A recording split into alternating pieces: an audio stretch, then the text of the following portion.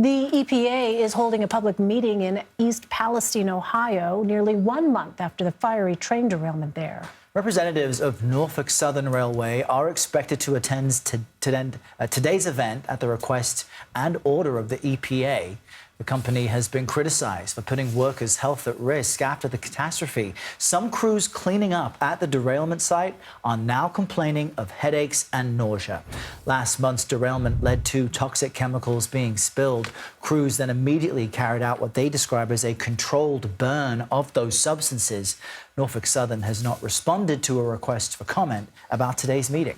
Our own Lana Zak joins us now from East Palestine, Ohio, with more. Hi there, Lana. So why has the EPA ordered Norfolk Southern to attend tonight's meeting? What are they looking to accomplish here?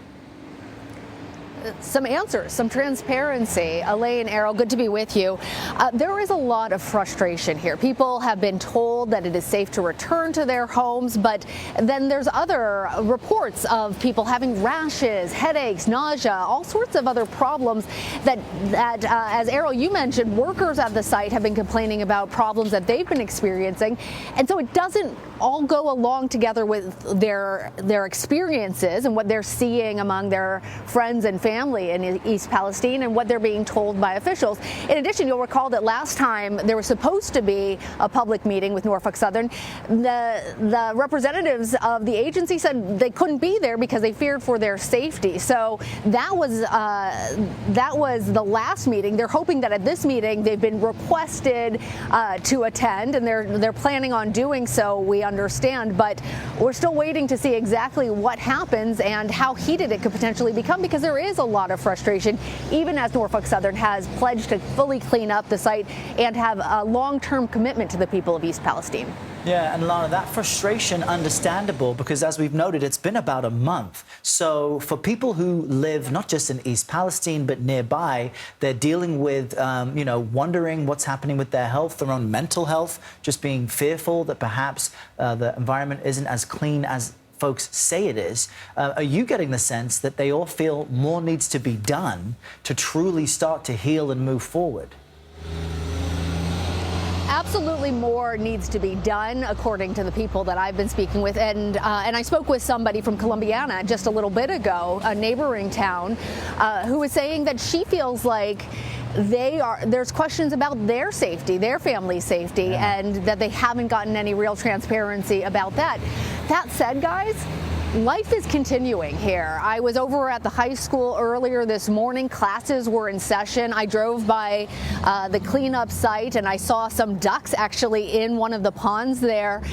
So there's, in a lot of ways, life is forced to go on. Many of those questions, however, are about those long-term health consequences. And for that, people here feel like they don't have those answers.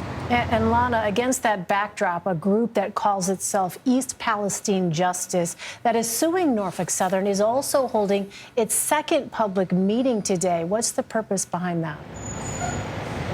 Well, their last meeting had hundreds of people, and this is a small town, so that is actually a sizable amount.